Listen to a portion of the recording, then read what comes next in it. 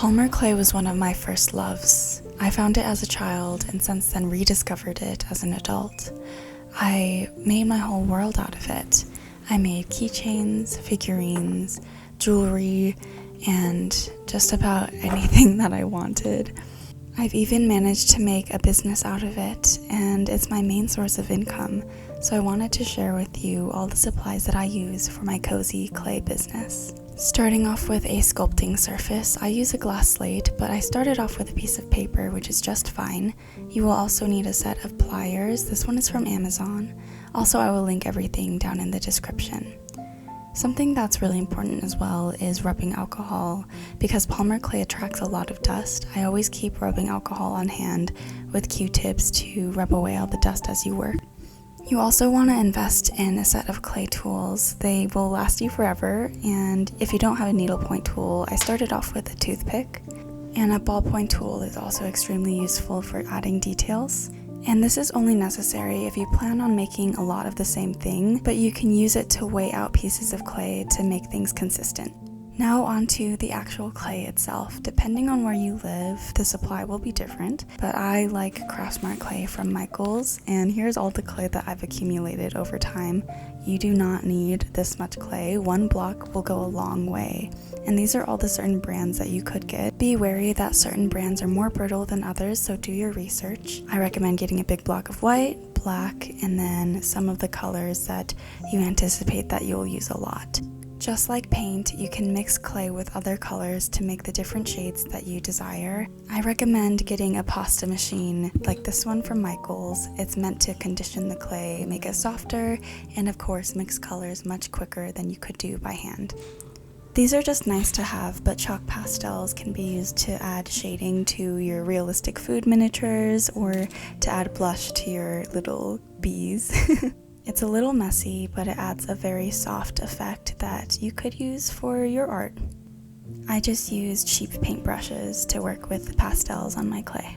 And if you saw earlier, I was using a little platform. I just use old plastic jars as a little platform to bring the clay closer to me while I work. And then, of course, Q-tips for the rubbing alcohol, for paint. I've seen people use cheap makeup sponges as well, and they last longer, so.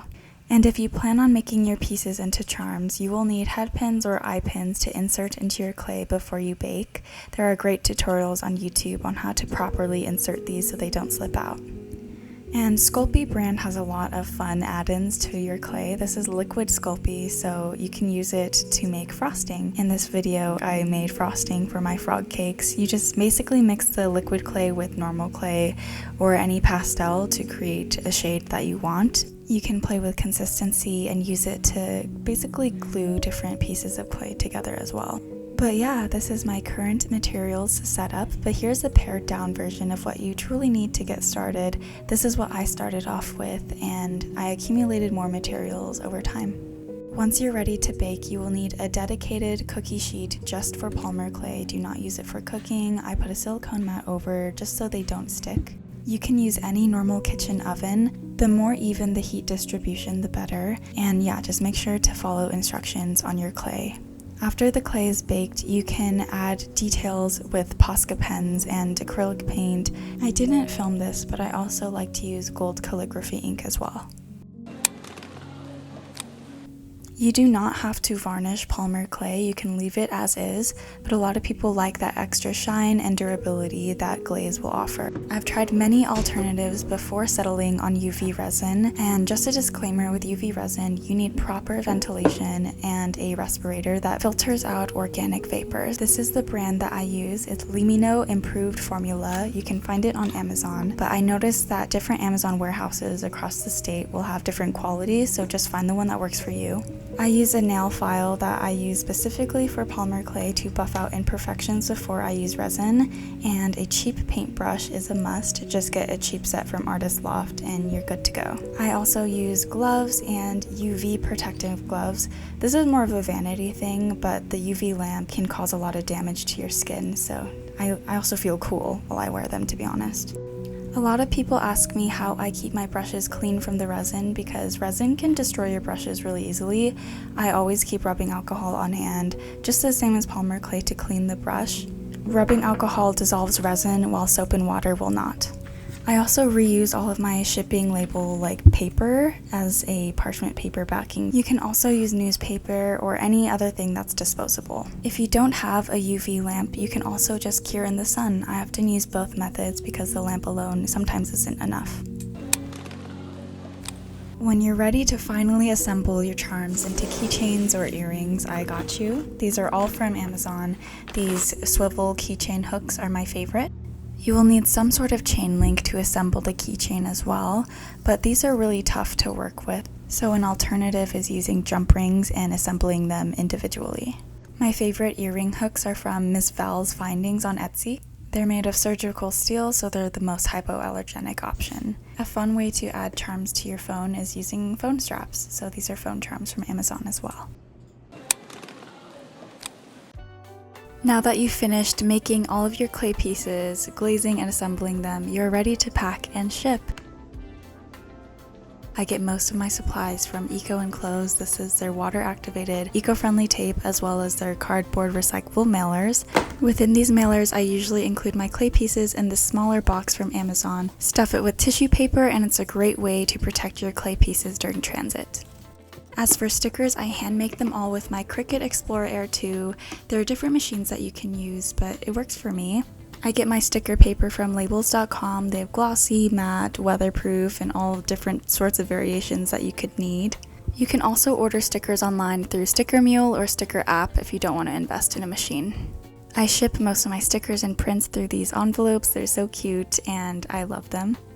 I also invested in a thermal label printer. This one is the Rollo brand, and it saves me so much time, especially when I have lots of shipping labels to print, but you can still print them yourself and use packaging tape to tape them on.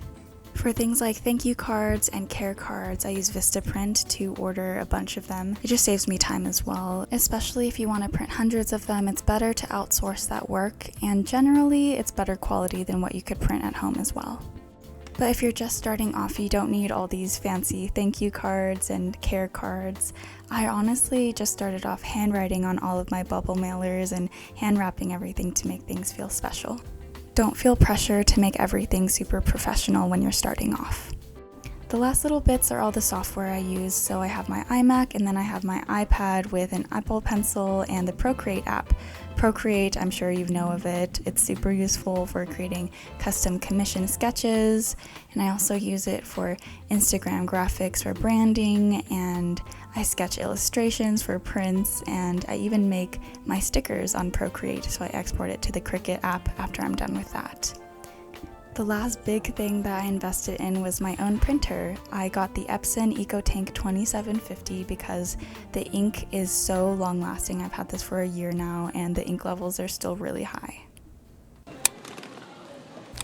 So yeah, thank you for watching till the end of this video. I wanted to say you do not need all of these materials and supplies by any means.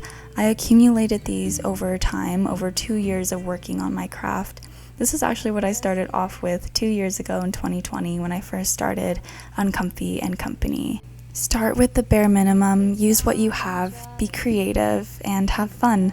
Polymer clay is my favorite medium, and I hope you like it too. We brushed and we braided dandelions and chewed. It was a mutual arrangement we both saw in